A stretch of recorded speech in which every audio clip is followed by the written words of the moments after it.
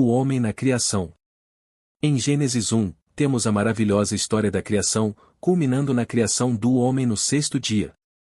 E disse Deus: façamos o homem à nossa imagem, conforme a nossa semelhança, e domine sobre os peixes do mar, e sobre as aves dos céus, e sobre o gado, e sobre toda a terra, e sobre todo réptil que se move sobre a terra.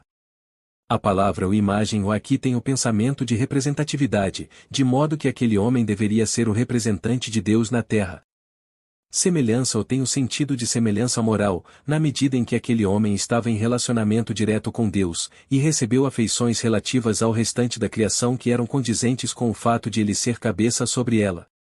Ao final do sexto dia, lemos: viu Deus tudo quanto tinha feito, e eis que era muito bom.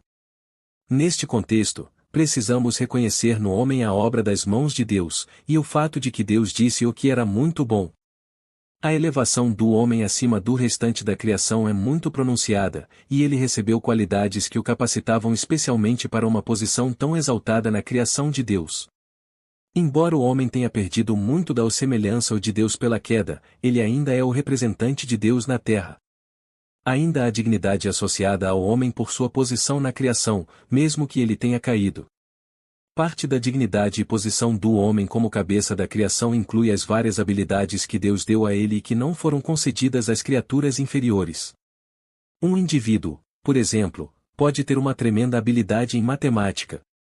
Sem dúvida que isso foi dado por Deus e poderia estar presente mesmo que o homem não tivesse pecado.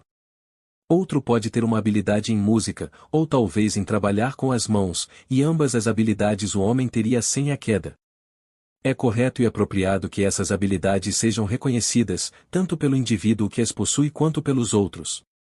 Nesse sentido, o termo autoestima não é de todo errado, mas talvez o termo autoimagem ou autoavaliação seja melhor. Dizer que sou inútil em relação ao que Deus me fez ou depreciar minhas habilidades dadas por Deus é achar que a obra das mãos de Deus é falha e lança injúria sobre ele. Novamente, isso aponta a dificuldade do termo autoestima, pois ele não significa a mesma coisa para todos. Sinto que o termo é pobre, pois remete nosso pensamento para nós mesmos. Como veremos mais adiante, Deus quer voltar nosso pensamento para um objeto fora de nós, o Senhor Jesus Cristo. Mas, se usado em conexão com o homem na criação, o termo pode não transmitir um pensamento totalmente errado. Paulo tinha algo desse pensamento diante dele ao escrever para os Filipenses, quando disse: "E não atente cada um para o que é propriamente seu para suas próprias qualidades, mas cada qual também para o que é dos outros." Tendemos a ser muito conscientes de nossas próprias qualidades, enquanto não reconhecemos aquelas que os outros possam possuir. Por outro lado, alguns não reconhecem nem mesmo suas próprias qualidades que Deus lhes deu. Em Mateus 25, 14 e 30, encontramos a parábola dos talentos. Ela traz diante de nós a soberania de Deus em dar diferentes habilidades para vários indivíduos.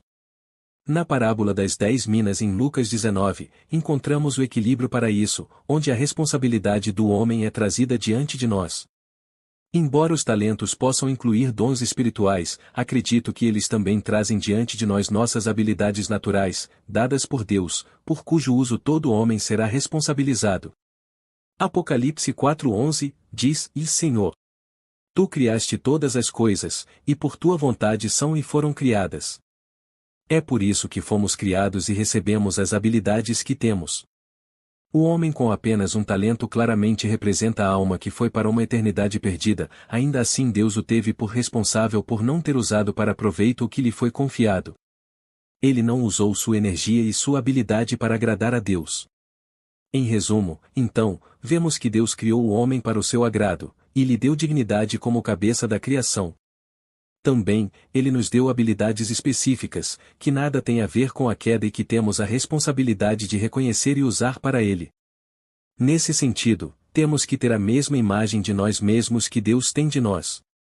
Não fazer isso é desconsiderar o próprio Deus, e ter pensamentos errados sobre Deus.